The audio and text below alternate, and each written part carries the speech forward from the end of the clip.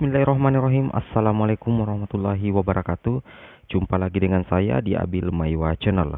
Jadi teman-teman, kembali lagi malam hari ini kita akan membahas soal kompetensi teknis P3K Guru tahap kedua yang harus dikuasai oleh guru honorer yang akan mengikuti seleksi P3K di hari yang kedua atau besok ya.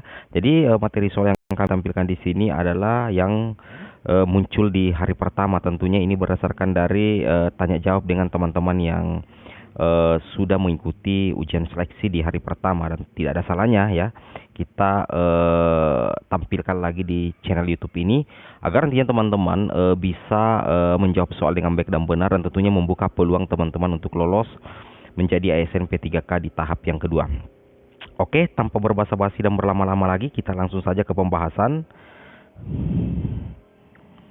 Jadi di sini untuk soal nomor pertama yang masuk tipe soalnya adalah diskalkulia, disleksia, diagrafia, auditory and visual process disorder, dan nonverbal learning disability. Jadi apa namanya teman-teman ya? Soal yang masuk itu yang berkaitan dengan disleksia, diskalkulia, dan disgrafia itu masuk di hari pertama. Namun di sini untuk contoh soalnya tentunya pasti akan ada perbedaan sedikit sih teman-teman ya. Namun tujuannya adalah ketika teman-teman sudah memahami apa itu diskalkulia, disleksia, disgrafia, auditory and visual processing disorder, nonverbal learning disability, sejamin ketika soal itu berkaitan dengan disleksia, disgrafia, diskalkulia, teman-teman bisa menjawab dengan baik dan benar. Nah, contoh soalnya di sini, Bu Vera adalah guru kelas 3 SD. Di dalam kelasnya ada 3 peserta didik yang belum bisa membaca ya, jadi belum bisa membaca. Ketiga peserta didik setelah diidentifikasi mengalami kesulitan dalam identifikasi kata-kata yang diucapkan dan mengubahnya menjadi huruf atau kalimat. Nah, di sini berarti belum bisa membaca ya, dan mengalami kesulitan terkait dengan identifikasi kata-kata yang diucapkan dan mengubahnya menjadi huruf atau kalimat. Nah, jawaban yang paling tepat di sini tentunya adalah disgrafia. Nah, ini yang admin bilang tadi, teman-teman harus pahami apa itu diskalkulia, disleksia, dan disgrafia, auditory and visual processing disorder, dan nonverbal learning disability. Nah, di sini kita lihat pembahasannya ya. Kita lihat pembahasannya di sini.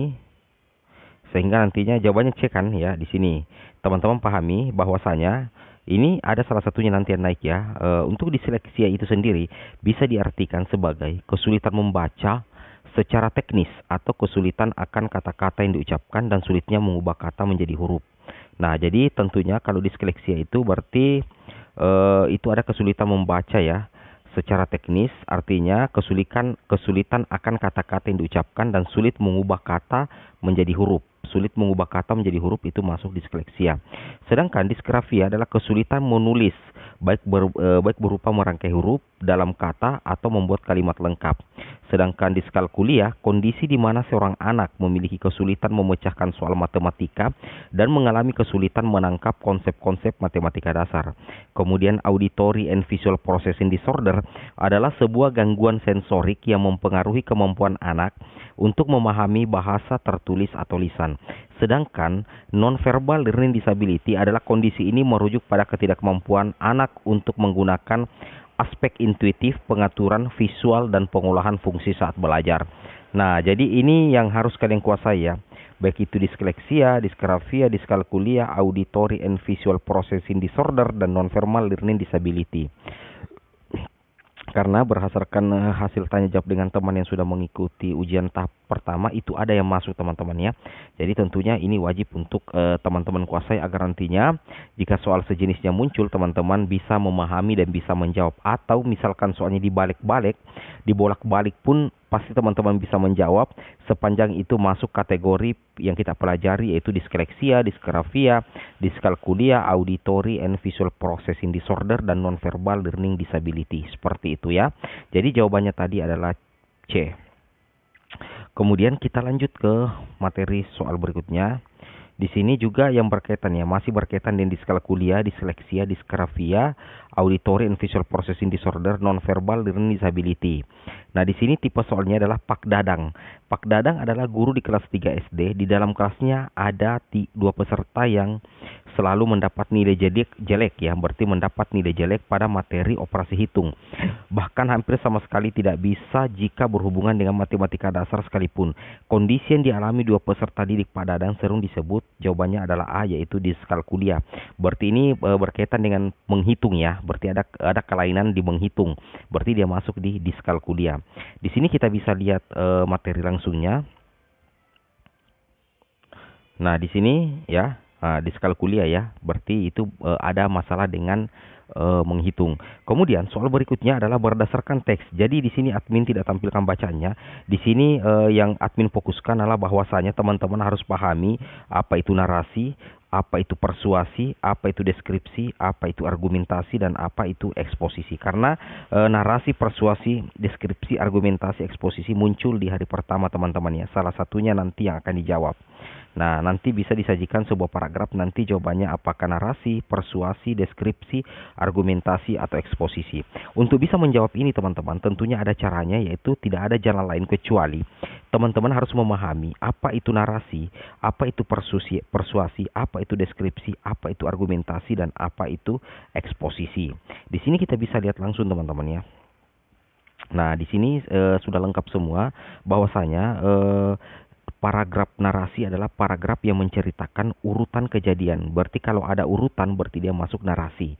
Sedangkan paragraf eksposisi adalah paragraf bersifat informasi atau pengetahuan secara ringkas, jelas, padat, dan menarik untuk dibaca. Dan ini tentunya berisi fakta-fakta.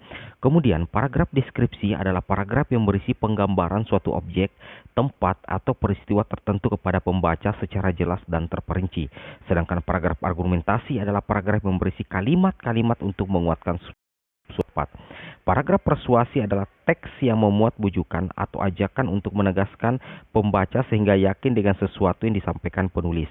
Eksplanasi adalah teks yang berisi tentang proses mengapa dan bagaimana kejadian-kejadian alam, sosial, ilmu, pengetahuan, budaya lainnya dapat terjadi. Seperti itu ya. Jadi ini wajib teman-teman pahami perbedaannya satu sama lain, mulai dari paragraf narasi, eksposisi, deskripsi, argumentasi, persuasi, dan eksplanasi. Seperti itu ya. Nah, di sini lagi mengikuti lomba kebersihan kampung adalah salah satu pengamalan Pancasila. Jadi kita berbicara pengamalan Pancasila. Jadi kalau mengikuti lomba kebersihan kampung adalah salah satu pengamalan Pancasila, sila ketiga. Tentu jawabannya adalah C ya. Persatuan Indonesia ya, sila ketiga. Nah, di sini kita coba amati ya. Nah, di sini teman-teman ada materinya ya. Alhamdulillah, pengamalan sila ketiga antara lain ini ada jelas kami persiapkan. Ini 1, 2, 3, 4, 5, 6 ya. Jadi pengamalan sila Pancasila ini wajib ya. Jadi bukan hanya sila ketiga saja, tapi sila pertama sampai sila kelima itu ada yang masuk di ujian tahap pertama teman-teman ya. Dan ujian di hari pertama. Yang pertama itu adalah mampu menempatkan persatuan, kesatuan, serta kepentingan dan keselamatan bangsa dan negara sebagai kepentingan bersama di atas kepentingan pribadi dan golongan.